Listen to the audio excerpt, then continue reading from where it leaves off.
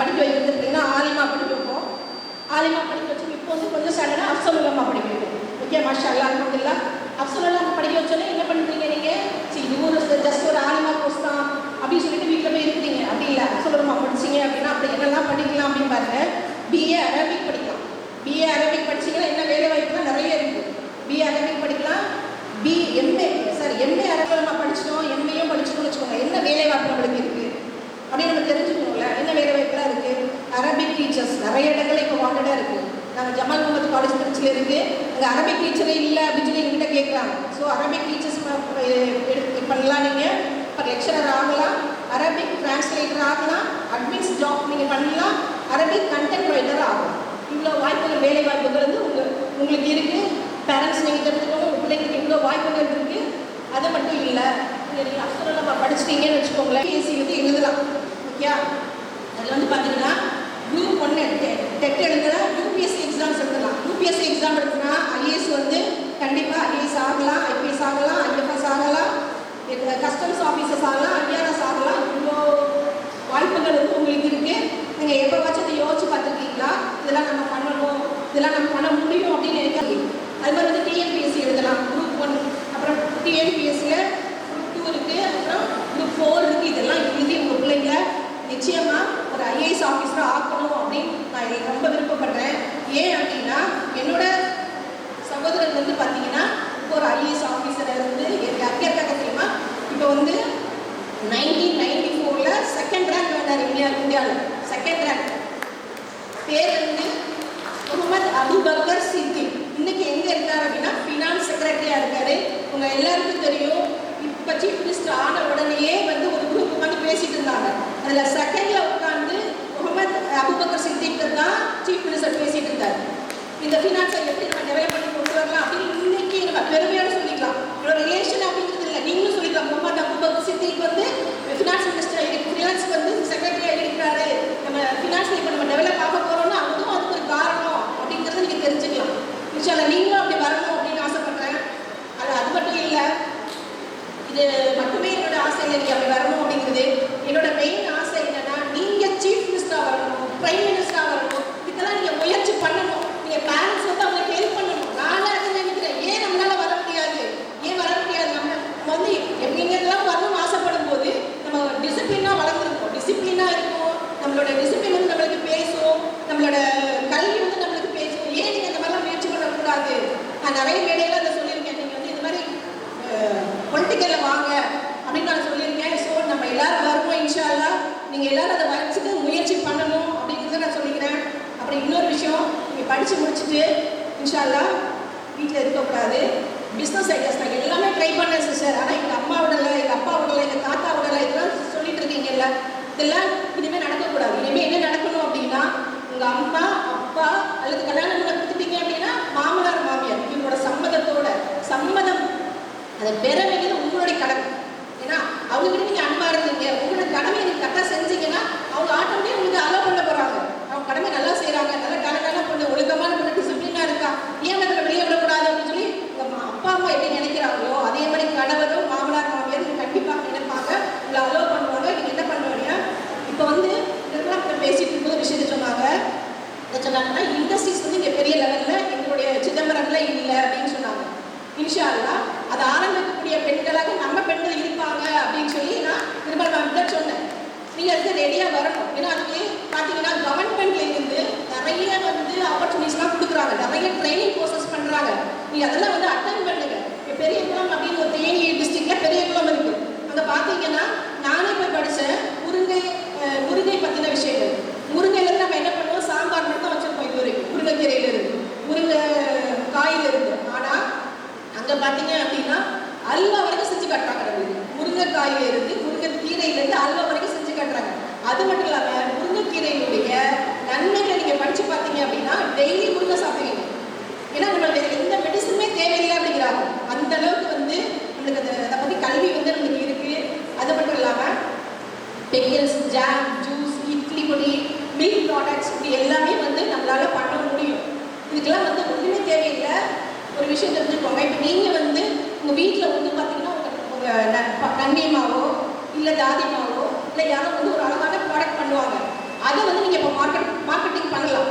முதல்ல என்ன பண்ணணும், கடைக்கடையாக போய் அது பண்ணணும் இது பண்ணணும் மார்க்கெட் பண்ணணும். இப்போ அந்த வேலையே இல்லையே, நம்ம இன்ஸ்டாகிராம் இருக்குது, நம்ம வேஸ்ட்டாக யூஸ் பண்ணிட்டு இருக்கோம்ல, அந்த இன்ஸ்டாகிராமில் நீங்கள் போடுங்க, போட்டு உங்கள் பாட்டு என்ன ஒரு ஸ்வீட் அழகாக செஞ்சோம்னா அதை போடுங்க, அதை போட்டு அது சேல்ஸ் பயங்கரமாக போயிட்டு இருக்கு. ஒன்றுமே தேவையில்லாதுக்கு நல்ல ஒரு அழகான பேக்கிங் மட்டும் கொடுத்தீங்கன்னா போதும். உங்களுக்கு பேக்கிங் மெட்டீரியல்ஸில் ஏதாச்சும் உங்களுக்கு வேணும், டவுட்ஸ் இருக்குது, அழகான பேக்கிங் வேணும், உங்களுக்கு என்ன வேணாலும் சொல்லுங்கள், நிர்மலாட்ட சொல்லி என்னை கான்டாக்ட் பண்ணுங்கள். உங்களுக்கு எல்லா விதமான கைடன்ஸ் நான் அந்த விஷயத்தில் கொடுக்குறேன் இன்ஷா அல்லாஹ். சரியா? நீங்கள் பேக்கிங் பண்ணுங்கள். உங்களுடைய அம்மாவோட ப்ராடக்டை, உங்களுடைய பாட்டியோட ப்ராடக்டை நீங்கள் மேலே கொண்டு போங்க. இப்போ நீங்கள் திருத்தரவா அழகெல்லாம் தேவையில்லை, அதுக்காக முடிஞ்சு போச்சு. இன்ஸ்டாகிராமை யூஸ் பண்ணுங்கள், யூடியூப்பை யூஸ் பண்ணுங்கள். உங்கள் ஃபேஸ் மட்டும் இஸ்லாமிக்கலாக இருக்கிறதுனால ஃபேஸ் மட்டும் நீங்கள் காட்டிக்க வேண்டாம். நீங்கள் அது இல்லாமல் என்ன பண்ணுங்க அப்படின்னா உங்கள் ப்ராடக்ட்டை பேச சொல்லுங்கள். உங்கள் ப்ராடக்ட் பேசும், ஏன் நம்ம பேசணும், ப்ராடக்ட் பேசும். பேசி நீங்கள் அந்த மாதிரியான விஷயங்களை கண்டுபிடிங்க. அது மட்டும் இல்லாமல் திருச்சியில் பார்த்தீங்க அப்படின்னா பனானா வந்து திருச்சியில் நிறைய விளையுது, தமிழ்நாட்டிலே அதிகமாக அங்கே தான் விளையுது. அங்கே அவ்வளோ ப்ராடக்ட்ஸ் பண்ணுறாங்க. அதெல்லாம் நீங்கள் கற்றுக்கோங்க. அதில் ஊறுகாய் போடுறாங்க, ஜாம் பண்ணுறாங்க, நிறைய விஷயங்கள் பண்ணுறாங்க, அதெல்லாம் கற்றுக்கோங்க. அது மட்டும் இல்லாமல் பார்த்தீங்கன்னா மேங்கோவிலேருந்து அவ்வளோ விஷயங்கள் இருக்குது. ஏன்னா உங்களுக்கு நேரம் கம்மியாக இருக்குது அப்படிங்கிறதுனால நான் டாபிக் மட்டும் சொல்கிறேன். ஆனால் அதில் என்னென்ன ப்ராடக்ட்ஸ்லாம் பண்ண முடியும் அப்படிங்கிறது தேவைப்பட்டால் நான் உங்களுக்கு சொல்கிறேன் இன்ஷா அல்லாஹ். இப்போ திருச்சியில் வந்து ஒருத்தர் பண்ணுறாரு, இஞ்சி பூண்டு விரிக்கிறது எல்லா வீட்லேயும் பெரிய ஒரு சிக்கலான விஷயம் தானே. இப்போ என்ன பண்ணுறாங்க, ஒரு நம்மளுடைய ஒரு முஸ்லீம் தான், அவர் என்ன பண்ணுறாரு, பூண்டை மொத்தமாக வாங்கிட்டு அதை மிஷினில் வச்சு உரிச்சு அப்படியே கொடுத்துட்றாரு. நம்மளுக்கு பார்த்தீங்க அப்படின்னா கடையில் வெளியே வாங்குறத விட அந்த பூண்டோட ரேட்டு கம்மியாக இருக்குது. நம்மளுக்கு உரிச்சு வேறு வருது, ஃப்ரெஷ்ஷாக வேறு இருக்குது. இது ஏன் நீங்கள் பண்ணக்கூடாது? இது ஏன் நீங்கள் உங்கள் ஊரில் பண்ணக்கூடாது? அழகாக பண்ணலாம். பேக்கிங் நல்ல ஒரு அழகான பேக்கிங் போட்டு அது வந்து கெட்டு போயிருக்க பொருள் அதில் அன்னன்னைக்கு சேல்ஸ் பண்ணுற மாதிரி ஒரு தம்பியோ, அண்ணனையோ, ஒரு ஃபாதரையோ, ஒரு ஹஸ்பண்டையோ யாரும் நீங்கள் துணைக்கு வச்சுக்கலாம். நீங்கள் அழகாக பண்ணலாம். ஆனால் நீங்கள் என்ன பண்ணணும், பிஸ்னஸில் வெற்றி பெறக்கூடிய பெண்களாக இருக்கணும். இன்னும் ஸ்ட்ரகிள்ஸ் ஃபஸ்ட்டு ஆரம்பத்தில் இருக்கும். ஏன்னா நமக்கு புரியாது என்ன நடக்குது அப்படிங்கிறது புரியாது. புரியுத வரைக்கும் கொஞ்சம் கஷ்டப்படணும். ஒரு 6 months கஷ்டப்பட்டீங்க அப்படின்னா நீங்களும் நிறைய க்ளோஸ்லெட்டான ஒரு பண்ணக்கூடிய ஒரு பிஸ்னஸ் உமனாக நிச்சயமாக வருவீங்க. அல்லாஹ்வுடைய ஹெல்ப்பை கொண்டு இன்ஷா அல்லாஹ் நீங்கள் அதுக்கு முயற்சி பண்ணுங்க. அப்புறம் பார்த்தீங்கன்னா டியூட்டி ஃப்ரீன்னு ஒரு இருக்குது, அதை நீங்கள் மேனுஃபேக்சர் பண்ணலாம், நிறைய ட்ரேடிங் பண்ணலாம். அப்புறம் வந்து பார்த்தீங்கன்னா இந்த முக்கியமான விஷயம் என்னென்னா, முதல்ல பணம் வந்து ஒரு பெரிய இஷ்யூவாக இருக்கும். பிஸ்னஸ் பண்ண போகிறோம் அப்படின்னா ஒரு பணம் வந்து பெரிய இஷ்யூ. இப்போ பார்த்தா நிறைய வந்து நம்மளுக்கு சப்சிடி கொடுக்குறாங்க, டிக்கு வச்சு பண்ணலாம். அதுக்கப்புறம் வந்து பார்த்தீங்கன்னா ஹெர்பல் ப்ராடக்ட்ஸ் வந்து பண்ணலாம். இதெல்லாம் டிக்குலாம் நிறைய கவர்மெண்ட்லேருந்து, தமிழ்நாடு கவர்மெண்ட், இந்தியா கவர்மெண்ட் எல்லாமே வந்து பார்த்தீங்கன்னா நம்மளுக்கு நிறைய ஹெல்ப் பண்ணுறாங்க. ஆனால் நம்ம வந்து அது எதுவுமே நம்ம சர்ச் பண்ணுறதே இல்லை, பார்க்குறதே இல்லை, படிக்கிறதே எங்களுக்கு பெரிய விஷயமா இருக்குது. நாங்கள் எங்கே இதெல்லாம் போய் பண்ணிக்கிட்டு இருக்குது, வீட்டில் பேசவே முடியாதுப்பா, இதெல்லாம் இப்படி இல்லை அப்போல்லாம். இப்போ வந்து அப்படின்னா நீங்கள் சொல்லாதீங்க. பேரண்ட்ஸ் ஒன்றுமே இல்லை சிஸ்டர். பேரண்ட்ஸ் எதுக்கு பயப்படுறாங்க அப்படின்னா, நீங்கள் எது வழித வேறு போயிருவீங்களோ, உங்கள் மனசு எதுவும் மாறிடுமோ அப்படின்னு பயப்படுறாங்க, வேறு எதுவுமே இல்லை. நீங்கள் என்ன பண்ணுங்கள், அந்த மாதிரி விஷயங்களுக்குலாம் போகாதீங்க.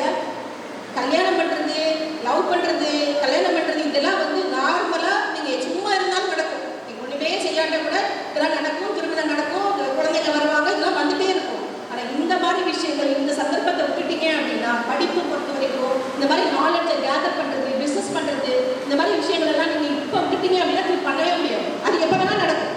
ஆனால் இந்த விஷயம் வந்து எப்போவுமே நடக்காது, இப்போ தான் நடக்கும். ஸோ நல்லா இது வந்து பற்றி பிடிச்சிக்கோங்க இன்ஷா அல்லாஹ். இன்னொரு முக்கியமான விஷயத்தை மட்டும் சொல்லிட்டு முடிக்கிறேன்.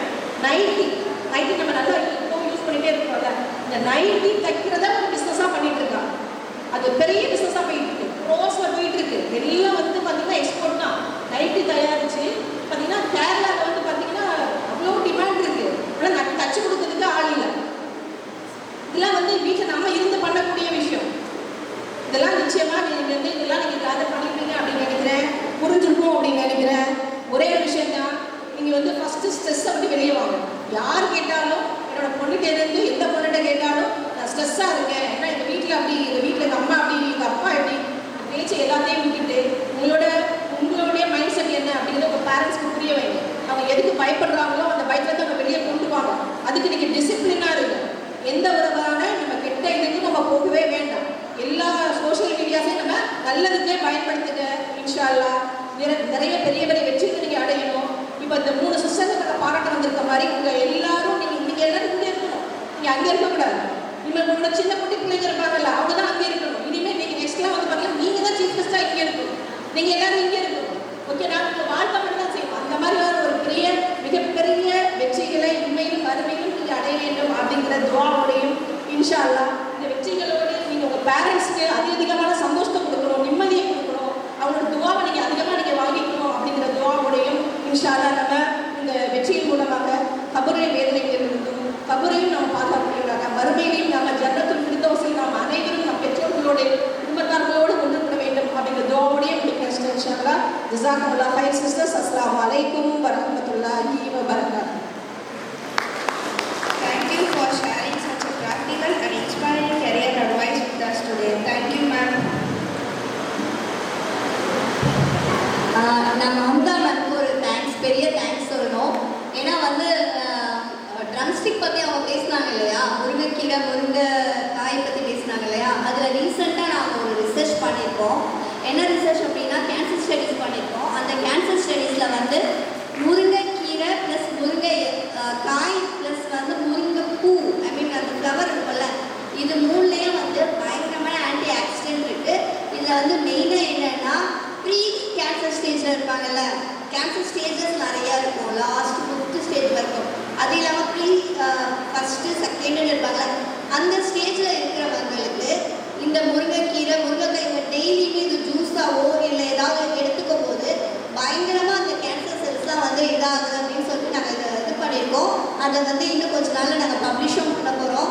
நான் சொல்கிற மாதிரி நீங்கள் தைரியமாக ஒரு ஆண்டர்பிரனராகவோ இல்லை ஒரு தொழிலதிபராகவோ ஆகணும்னா முருங்கைக்கீரை முருங்கைக்காய் இதெல்லாம் இன்வெஸ்ட் பண்ணிங்கன்னா ரொம்ப நல்ல ரிசல்ட் கிடைக்கும். ஏன்னா இது வந்து கிளினிக்கலி ப்ரூவன். அதனால் சொல்கிறேன், ஹல்வா முதல்ல தயாரிக்கிறாங்கன்னு சொன்னல, அதனால் இதை வந்து நான் உங்களுக்கு சொல்கிறேன், தைரியமாக முருங்கைக்கீரையில் இன்வெஸ்ட் பண்ணலாம், தைரியமாக நீங்கள் இறங்கலாம்.